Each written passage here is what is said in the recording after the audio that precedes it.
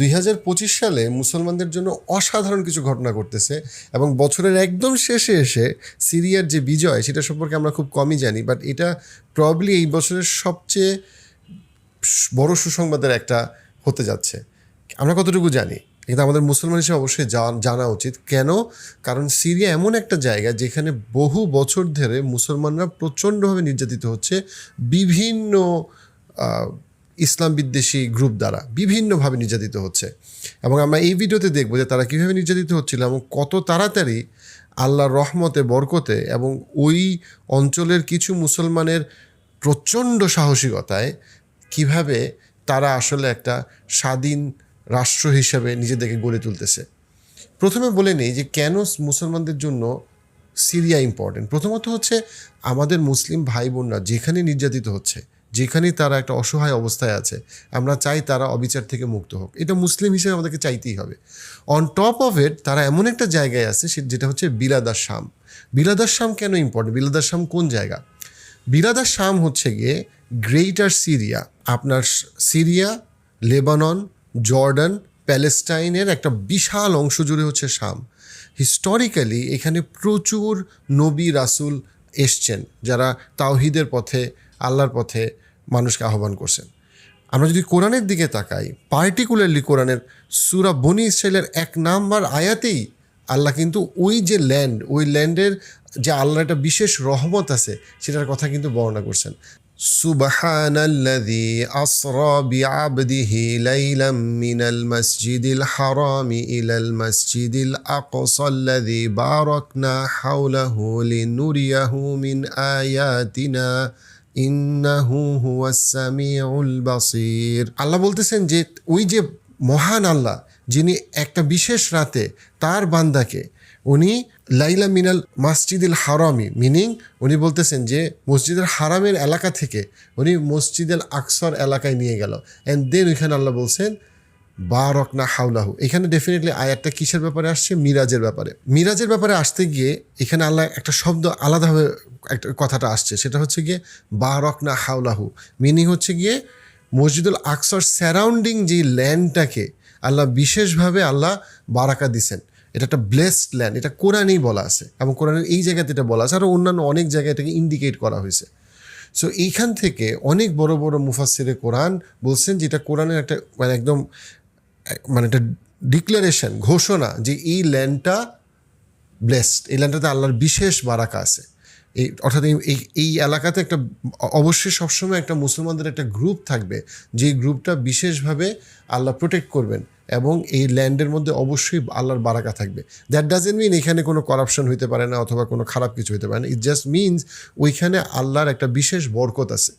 এবং রাসূলুল্লাহ সাল্লাল্লাহু আলাইহি ওয়াসাল্লামের অন্তত 10টার বেশি অথেন্টিক হাদিস আছে যেইখানে উনি এই বিলাদাস শামের ব্যাপারে, এই এলাকার, এই অঞ্চলের ব্যাপারে বিশেষভাবে উনি দোয়া করছেন অথবা উনি এইটার প্রশংসা করছেন। 10টার বেশি হাদিস আছে।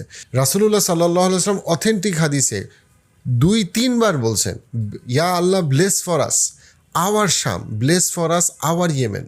মিনিং এই কতগুলো অঞ্চলের জন্য রাসূলুল্লাহ সাল্লাল্লাহু আলাইহি ওয়াসাল্লাম বিশেষভাবে দোয়া করছেন এবং রাসূলুল্লাহ সাল্লাল্লাহু আলাইহি ওয়াসাল্লাম অথেন্টিক হাদিসে বলছেন এখানে অবশ্যই একটা মুসলমানদের একটা গ্রুপ থাকবে যারা সবসময় অবিচারের বিরুদ্ধে দাঁড়াবে, যাদেরকে আল্লাহ প্রোটেক্ট করবে এবং তারা ডে অফ জাজমেন্ট পর্যন্ত তারা সেই অঞ্চলে থাকবে।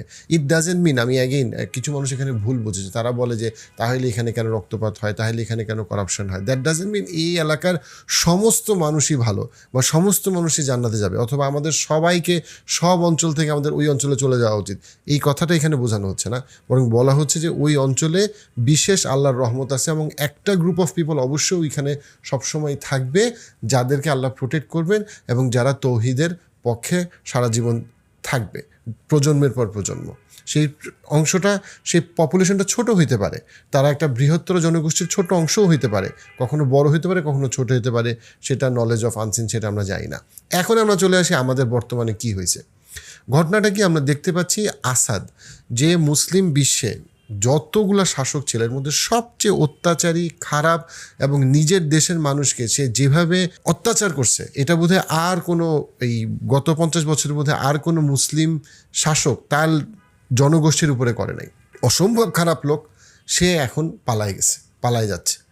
এবং সে ফাইনালি তার থেকে সিরিয়ার যে সাধারণ মুসলিমরা এবং শুধু মুসলিমরা না, অন্য ধর্মাবলম্বীরাও এখন আসাদ থেকে মুক্তি পাচ্ছে। আসাদ যে একটা অত্যাচারী শাসক, এ ব্যাপারে কারও কোনো সন্দেহ নাই। কিন্তু এই আসাদকেই কিন্তু প্রোটেক্ট করে রাখছে এতদিন ধরে কে? রাশিয়া এবং ইরান। যেখানে বোঝা যায় যে ইরানের যে পলিসি, সেই ফরেন পলিসি অনেক সময় কিন্তু যে তাওহিদবাদী মুসলমানদের বিপক্ষে কাজ করে। এটা একটা বড় প্রমাণ হচ্ছে গিয়ে আসাদ। এখন আমরা আসি যে ঘটনাটা কিভাবে হইল এবং এখানে কিভাবে কে কিভাবে কাজ করতেছে। আমাদেরকে ফেরত যাইতে হবে 2011 সালে। 2011 সালে ঘটনাটা কী ছিল? সেটা হচ্ছে আসাদ যখন তার অত্যাচারকে অনেক বাড়ায় দিছে এবং মানুষ কোনোভাবেই তাকে সহ্য করতে পারতেছে না, তার অবিচারকে আর নিতে পারতেছে না, তখন তারা শান্তিপূর্ণভাবে প্রতিবাদ করার চেষ্টা করে যেন তারা আসাদকে সরায় দিতে পারে। ঠিক একইভাবে প্রতিবাদটা হয়েছিল কিন্তু ইজিপ্টে একসময় মোবারকের বিরুদ্ধে, যে সবাই বুঝতে পারছিল যে মোবারক খারাপ, মোবারককে সরাই দিতে হবে। একইভাবে আসাদের বিরুদ্ধে করে। কিন্তু আসাদ সেই সময় রাশিয়া এবং ইরানের সহযোগিতায় পূর্ণ শক্তি নিয়ে একদম তার দেশের মানুষকে হাজার হাজার, কোনো ন্যারেশনে আসে যে প্রায় লাখের উপরে মানুষকে সে কিন্তু শুধু হত্যা করে, জেলবন্দি করে এবং বিশাল একটা অংশকে সে রীতিমতো দেশ থেকে তাড়াই দিতে বাধ্য করে এবং তাদেরকে দেশ ছাড়তে বাধ্য করে। অনেকে রেফিউজি ক্যাম্পে থাকতে হয়। মানে মানে মানে হুরুস্তুল রকম অত্যাচার সে করে। এর মধ্যে আবার এসে ঢুকে হচ্ছে গিয়ে আমেরিকা এবং ইসরায়েল, যারা আবার আসাদের বিরুদ্ধে বেশ কিছু বিচ্ছিন্ন গ্রুপকে তারা ফান্ডিং করে এবং ওইটা কনফ্লিক্টটাকে আরও বাড়ায়। এর মধ্যে টার্কির অবস্থানটা নিয়ে অনেক রকম বিতর্ক আছে। টার্কি বিভিন্নভাবে সমঝোতা করার চেষ্টা করে, আর শুধু এতটুকু বলাই ভালো, কিন্তু সমঝোতা করতে গিয়ে সে কতটুকু সফল এটা একটা বিতর্ক। এটা ইভেন বিভিন্ন জিও পলিটিক্সের এক্সপার্টদের কাছেও একটা বিতর্ক। আমি আমার বক্তব্যের একটা বড় অংশ আমি 2টা লেকচার থেকে নিছি। আমি 2টা লেকচারের রেফারেন্স দিচ্ছি। একটা লেকচার হচ্ছে গিয়ে সামি হামদির একটা বক্তব্য বর্তমান অবস্থা সম্পর্কে সিরিয়ার, আর একটা হচ্ছে গিয়ে সিস্টার রাউজানের একটা বক্তব্য, যিনি মানে সিরিয়ার জিও পলিটিক্সের ব্যাপারে অনেক বছর ধরে কথা বলতেছে এবং ওনার কাজগুলো খুবই চমৎকার। আমি 2টা লিঙ্কে আমি নিচে দিয়ে দিচ্ছি, যেন কেউ যদি এটার ব্যাপারে অনেক ডিটেলস শুনতে চায় সে শুনতে পারে, কারণ এখান থেকে অনেক কিছু শেখার আছে। আসাদ বাহিনী যখন 2011 সালে প্রচণ্ড অত্যাচার শুরু করে তার নিজের দেশবাসীর বিরুদ্ধে, তখন 2012 সালে আন-নুসরা ফ্রন্ট দাঁড়ায় এবং সেই সময় 2টা গ্রুপ, একটা হচ্ছে আল কায়দা এবং আরেকদিকে হচ্ছে আইএসিস, যারা জঙ্গি সংগঠন হিসেবে বেশ পপুলার, যদিও সেখানে অনেক বিতর্ক আছে, আমি ওই বিতর্কে আজকে যাচ্ছি না। কিন্তু প্রথমে আন-নুসরা ফ্রন্ট আল কায়দার সাথে কিন্তু একসাথে কাজ করা শুরু করে প্রথমে। তার পরবর্তীতে যেটা হয় সেটা হচ্ছে আন-নুসরা ফ্রন্ট পুরাপুরি আল কায়দা থেকে আলাদা হয়ে যায়। সো সেখান থেকে দলনেতার উত্থান হয় আবু মোহাম্মদ আল গোলানি। আল গোলানি পরবর্তীতে আল কায়দার বিরুদ্ধে লড়ে এবং এটা ক্লিয়ার যে তার হাতেই একরকম আল কায়দা শেষ হয় এবং তারা পরবর্তীতে পুরাপুরি আইএসিসের সাথেও তারা একটা সংঘর্ষে লিপ্ত হয়। অর্থাৎ আল গোলানি নতুন যে গ্রুপটা তৈরি করে, যেটা আগে নুসরা ফ্রন্ট ছিল, পরবর্তী যে গ্রুপটা তৈরি করে সেই গ্রুপটার নাম হচ্ছে HTS। এটা ইম্পর্টেন্ট, HTS পুরাপুরিভাবে আল কায়দা এবং আইসিসের বিরুদ্ধে দাঁড়ায়। তাদের শুরুটাতে তাদের মধ্যে একটা সম্পর্ক ছিল, কিন্তু পরবর্তীতে কিন্তু তারা পুরাপুরি আল কায়দার যে ইডিওলজি, মতাদর্শ এবং আইসিসের যে মতাদর্শ সেটার পুরাপুরি বিরুদ্ধে দাঁড়ায় এবং এটা সে নিজেই এটা ঘোষণা করে। এবং এই HTSই আস্তে আস্তে ভিতরে 2015, 16, 17, 18, 20 আস্তে আস্তে সংঘবদ্ধ হইতে থাকে। সংঘবদ্ধ হইতে এমন একটা পর্যায়ে আসে যেখানে তারা 2023 সাল থেকে 24 সালের দিকে তারা বলতে থাকে যে আমরা এটা অ্যাটাক করব। এবং এটা ওই আপনারা যদি মিডল ইস্টের চ্যানেলগুলোকে ফলো করেন তখন দেখবেন যে এরকম একটা যে অ্যাটাক হইতে পারে এটা আসলে সারপ্রাইজ ছিল না। সারপ্রাইজ যেটা ছিল সেটা হচ্ছে অ্যাটাকটার স্কেল কত বড় হইতে পারে এবং সেটা কত তাড়াতাড়ি কত সাকসেসফুলি আগায় যেতে পারে।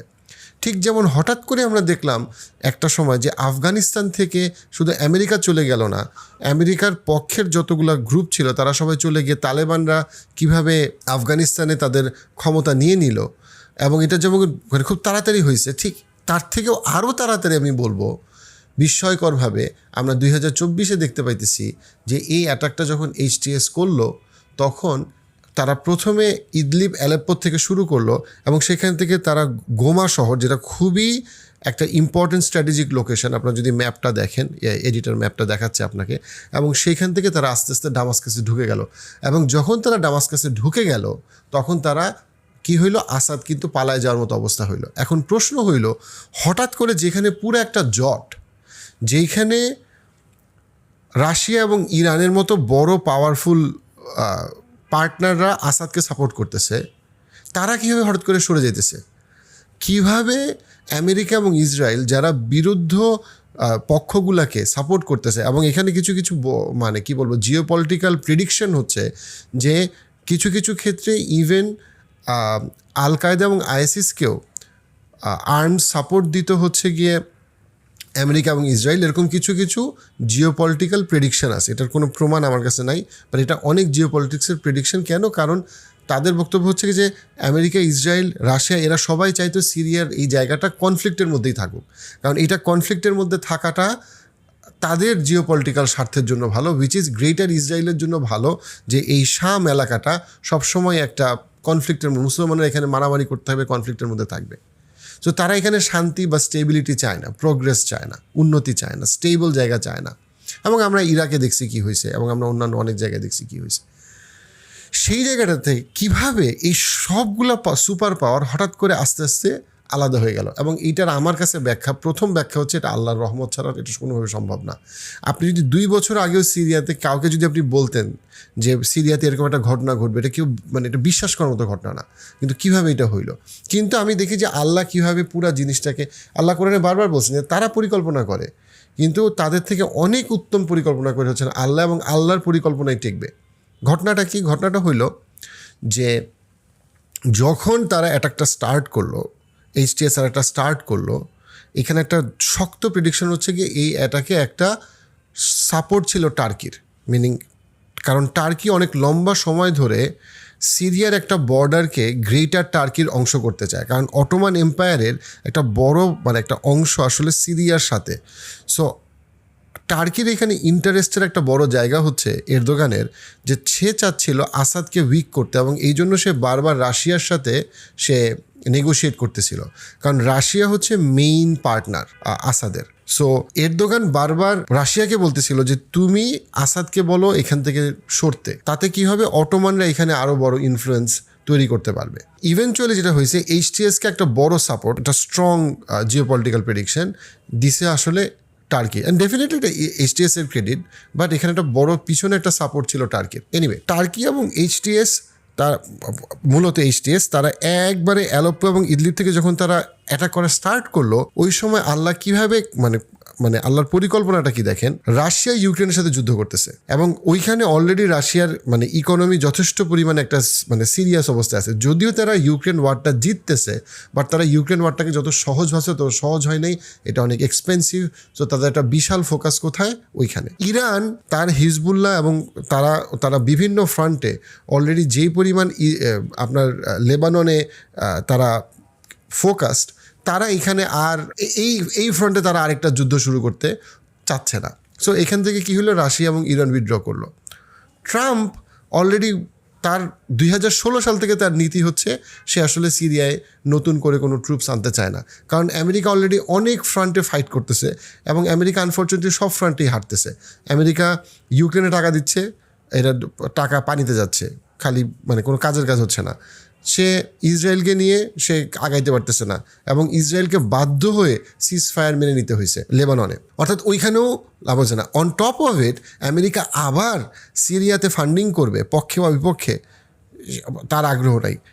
ট্রাম্প খুবই ক্লিয়ার করছে তার নির্বাচনী ক্যাম্পেইনে যে সে মিডল ইস্টে আর ফান্ডিং বাড়াইতে চায় না, পারলে সে কমাইতে চায়, সে ট্রুপস উইথড্র করতে চায়, সে তার নিজের ইকোনমিকে বাঁচাতে চায়, যেটা মুসলমানদের জন্য ভালো, যে সে যাক, সে আমেরিকাতে যা করুক, সে মিডল ইস্ট থেকে সরুক।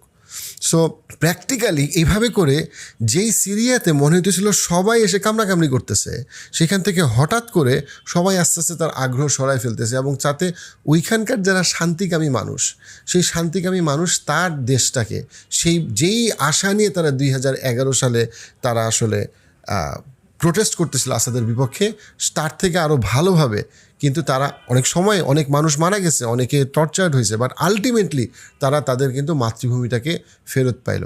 এবং যেই জায়গাটা কোরআনে বলা হয়েছে যে এই ল্যান্ডটাকে আল্লাহ বিশেষভাবে আল্লাহ ব্লেসিং দিছেন, বারাকা দিছেন, এবং রাসূল সাল্লাল্লাহু আলাইহি ওয়াসাল্লাম দোয়া করছেন, রাসূল সাল্লাল্লাহু আলাইহি ওয়াসাল্লাম বলছেন আমাদের শাম, এবং উনি বারবার দোয়া করছেন। সেই জায়গাটায় রাসূল সাল্লাল্লাহু আলাইহি ওয়াসাল্লাম তার কয়েকজন সাহাবাকে ইন্ডিকেট করছেন যে তুমি শামে যাও, মানে মিনিং এটার একটা ব্লেসড ল্যান্ড, সেই ইন্ডিকেশনটা এখানে আসছে।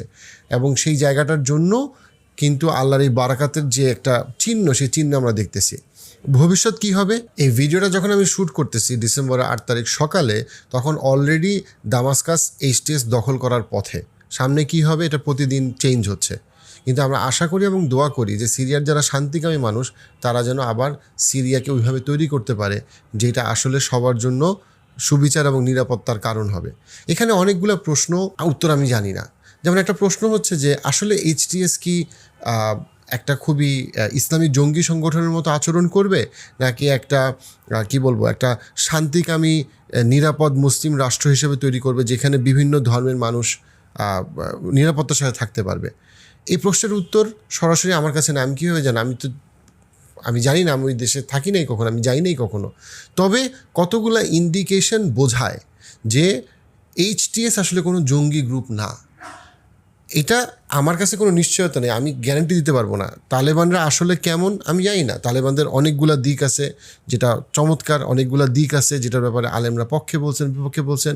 সো আফগানিস্তান আরেক দিনের একটা লম্বা ডিসকাশনের পয়েন্ট। কিন্তু আমি এটা বলতেছি যে আসলে HTS কেমন করবে, বা মোহাম্মদ গিলান আসলে মুসলিম নেতা হিসেবে সে কি সুবিচার করবে না অবিচার করবে, এটা বলা মুশকিল। দেখি আসলে আপনার খুবই অ্যাগ্রেসিভ, যেখানে সে অন্য কোনো মতাবলম্বীকে কোনো জায়গা দিবে না সেরকম হবে, নাকি সে একটা শান্তিকামী, যেখানে কনফ্লিক্ট কম, সবাইকে নিয়ে এসে থাকার একটা, অবশ্যই সে ইসলামকে আপহোল্ড করবে, সে ব্যাপারে কোনো সন্দেহ নাই, বাট সেটা আসলে কীরকম হবে এটা সময় বলে দিবে। তবে কতগুলো খুব ভালো লক্ষণ আছে যেটা দিয়ে আমরা আশা করি এবং দোয়া করি দ্যাট HTS আসলে নিরাপত্তা সবাইকে দিবে এবং সবাইকে ঐক্যবদ্ধ করবে। 1 নম্বর, কেন আমি এটা বলতেছি? কারণটা হচ্ছে ISIS এবং আল কায়দা 2012, 13, 14, 15 সালে তারা আরও বিভক্তি তৈরি করছে। তারা ইদলিবে বিভক্তি তৈরি করছে, সবখানে তারা বিভক্তি তৈরি করছে। কিন্তু HTS 2022-23 এবং এখন আমরা ক্লিয়ারলি দেখতেছি ইভেন যারা সিরিয়ার যারা খ্রিশ্চান, তারা সবাই খুশি HTSকে নিয়ে, তারা সবাই HTS সাথে ঐক্যবদ্ধ হতে যাচ্ছে। অর্থাৎ যারা সিরিয়াতে মুসলমান না তারাও HTS-এর বিজয় কামনা করতেছে। এটা স্পষ্ট, তারা BBC, CNN এসে বলতেছে যে HTS আসলে তারা ইসলামিক, কিন্তু তারা আমাদের নিরাপত্তা দিবে এবং তারা আসাদের মতো হবে না এবং তারা কোনো আল কায়দা বা এর মতো হবে না। HTS-এর যে প্রধান, সে ক্লিয়ার করছে যে আমি আল কায়দা অথবা ISIS-এর মানসিকতা থেকে সম্পূর্ণভাবে সরে আসছি এবং সেই মানসিকতাকে আমি সঠিক মনে করি না। তখন আমি 15 বছর আগে যা ছিলাম সেখান থেকে আমি আরও অনেক পরিপক্ক হয়েছি এবং আমি বুঝতে পারছি অনেক কিছু যেটা আমি তখন বুঝতাম না। HTS যখন দামাস্কাসে ঢুকতেছে তখন তারা প্রথমেই বলছে যে কোনো পাবলিক প্রপার্টি যেন নষ্ট করা না হয়। তারা আকাশে গান ফায়ারের যে কালচার, এই কালচার থেকে তারা বের হয়ে আসছে এবং তারা সবাইকে নিয়ে থাকার, সবাই যে নিরাপদ এবং এইখানে যে সবাই থাকতে পারবে, সিরিয়া যে সবাই একসাথে হবে, সেই বিষয়টাকে সে সামনে তুলে আনছে এবং খুবই স্ট্র্যাটেজিক্যালি সে বলছে আমাদের মূল লক্ষ্য হচ্ছে আসাদকে দেশ থেকে সরানো এবং আসাদের যত সাঙ্গপাঙ্গ আছে তাদেরকে দেশ থেকে বিতাড়িত করা, কারণ তারা এই দেশটাকে ধ্বংস করছে এবং তারা বিভিন্ন বিদেশি ইসলাম বিদ্বেষী গ্রুপকে এই দেশে ঢুকতে দিছে যারা এই দেশকে ভেঙে ফেলছে। তো আমরা দোয়া করি এবং আশা করি যে মুসলমানদের বিজয় হোক এবং মুসলমানরা শান্তিপ্রিয়ভাবে থাকুক এবং সেটা একটা রোল মডেল হিসেবে নেশনটা দাঁড়াক। আমরা আশা করি এবং দোয়া করি যে কোনো খুবই সাংঘর্ষিক অথবা খুবই ইসলামী জঙ্গি ভাবাপন্ন কোনো দল সিরিয়া দখল না করুক এবং ইসলামের এমন কোনো ভুল রিপ্রেজেন্টেশন না হোক সিরিয়াতে, এবং সেই জিনিসগুলো থেকে যেন আল্লাহ মুসলমানদেরকে হেফাজত করে এবং কোনো রকম খাওয়ারিজি মানসিকতা থেকে আল্লাহ মুসলমানদেরকে হেফাজত করুক এবং সঠিকভাবে যখন মুসলমানদের উপরে নির্যাতন করা হচ্ছে সেখানে মুক্তিকামী মুসলমানরা যেভাবে একটা শান্তিপ্রিয় রাষ্ট্র গড়ে তুলতে পারে নিজেদেরকে ডিফেন্ড করে, সেই জায়গার দিকে সিরিয়া আগায় যাচ্ছে, সেই দোয়া আমরা করি এবং এখান থেকে আরও অনেক কিছু শেখার আছে। নেতানিয়াহুর যে কান্না, এটা এটাও দিয়ে আমি শেষ করি। এটা আমি নেতানিয়াহুর কান্না আমি এইখান থেকে শুনতেছি। কেন? কারণ আপনি যদি পুরো বৃহত্তর ম্যাপটা দেখেন, ম্যাপে ইসরায়েল আস্তে আস্তে খুবই আইসোলেটেড হয়ে যাচ্ছে। আস্তে আস্তে আপনি যদি খেয়াল করেন যে যখন সিরিয়াতে মুসলমানদের দখলে চলে আসলো, যে মুসলমানরা স্বাভাবিকভাবেই ইসরায়েলি আগ্রাসন পছন্দ করে না, আরব লীগ পুরাপুরি এটার বিপক্ষে, পুরা ব্রিক্স ইসরায়েলের বিপক্ষে, এবং নেতানিয়াহুর বিরুদ্ধে বিভিন্ন দেশে অ্যারেস্ট ওয়ারেন্ট হচ্ছে। অন টপ অফ দ্যাট আপনি বাংলাদেশের সিচুয়েশন দেখেন, আপনি যত মুসলিম মেজরিটি কান্ট্রিতে দেখেন, আপনি দেখতে পাবেন একটা জিনিস খুব ক্লিয়ারলি, সেটা হচ্ছে গিয়ে কি, যে আসলে ইসরায়েলের পতন খুব কাছে চলে আসতেছে। ইসরায়েল এখন যদি যুদ্ধ বন্ধ করতে যায়, তা তো করলে ভালো, কিন্তু আসলে সে যুদ্ধ বন্ধ করতে বাধ্য হবে। কারণটা হচ্ছে গিয়ে আমেরিকা তার ফান্ডিং আস্তে আস্তে খুব স্ট্র্যাটেজিক্যালি, খুব ধীরে ধীরে সেই ফান্ডিংটাকে সে আসলে সংকুচিত করবে, খুব ধীরে ধীরে। এটা খুব তাড়াতাড়ি করবে না, বাট আমেরিকা ইসরায়েলের ফান্ডিংয়ের রাউটটাও চেঞ্জ করবে। সে এক্সপ্যানশনে ইসরায়েল আর যেতে পারবে না, তাকে যাইতে হবে আস্তে আস্তে যেন সে ক্লোজ করে। যতটুকু আছে সে গ্রাউন্ডটাকে কিছুটা রাখার চেষ্টা করবে, কিন্তু সে আর এক্সপেনশনে যাইতে পারবে না, এবং নেতানিয়াহুর পতন খুব কাছে। যদি আপনারা সিরিয়ার এই ইতিহাসটা আরও অনেক ডিটেলসে জানতে চান, আমাকে কমেন্ট সেকশনে জানাবেন, তাহলে আমি আরও একজন এক্সপার্টের সাথে হয়তো আরও ডিটেল আলোচনা করবো ইনশাল্লাহ এই সিরিয়ার ব্যাপারে, এবং আমরা কী কী শিখতে পারি সেই ব্যাপারে। সালামু আলাইকুম।